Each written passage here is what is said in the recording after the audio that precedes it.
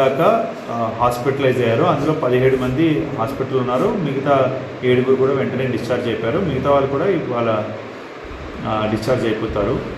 ఒక వ్యక్తికి head injury జరిగి అనంతపూర్ గవర్నమెంట్ హాస్పిటల్లో ప్రస్తుతం వైద్యం చేస్తున్నారు. ఆయన కూడా ఎంఆర్ఐ స్కానింగ్లో అంతా నార్మల్గానే ఉంది. బట్ సెమీ కాన్షియస్గా ఉన్నారు కాబట్టి ఆయన కూడా అబ్జర్వేషన్లో పెట్టడం జరుగుతుంది పూర్తిగా కోలుకునేంత వరకు.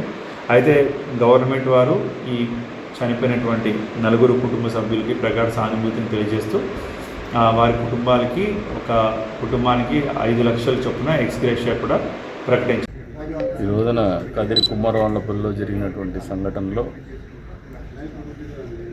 అసూలు బాసినటువంటి ఒక 4 కుటుంబాలకు 4గురికి మృతులకు ఒక్కొక్కరికి 5 లక్షల రూపాయల చొప్పున వారి కుటుంబాలకు ప్రభుత్వం ఎక్స్గ్రేషియా ప్రకటించింది. ముఖ్యమంత్రి గారు ఈ సందేశాన్ని పంపారు.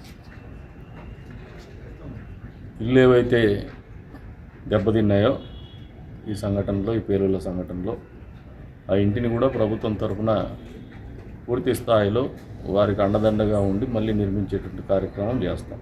ఏదో పథకం కింద కన్సిడర్ చేస్తాం. ఇక క్షతగాత్రులు ఎవరైతే ఉన్నారో దాదాపు 27 మంది ఉన్నారు. 27 మందిలో తీవ్రంగా గాయపడినటువంటి వ్యక్తి ఒక అతను అనంతపురం ఆసుపత్రిలో చికిత్స పొందుతున్నారు. వారికి 1 లక్ష రూపాయలు, మిగతా క్షతగాత్రులు ఎవరైతే ఉన్నారో వారందరికీ ఒక్కొక్కరికి 50,000 రూపాయల లెక్కన అది మేము వ్యక్తిగతంగా ఇవ్వడానికి సిద్ధపడినాము. అంతేకాకుండా ఈ సంఘటనలో ఇబ్బంది పడిన ప్రతి కుటుంబానికి కూడా ప్రభుత్వం తరఫున అండదండగా ఉంటామని చెప్పేసి కూడా తెలియజెప్తున్నాం. దురదృష్టకరమైనటువంటి సంఘటన. అమాయక ప్రజలు తెలియనటువంటి పరిస్థితుల్లో, అసలు ఎవరు ఊహించినటువంటి పరిస్థితుల్లో ప్రాణాలు పోగొట్టుకున్నారు, గాయాల బారిన పడినారు.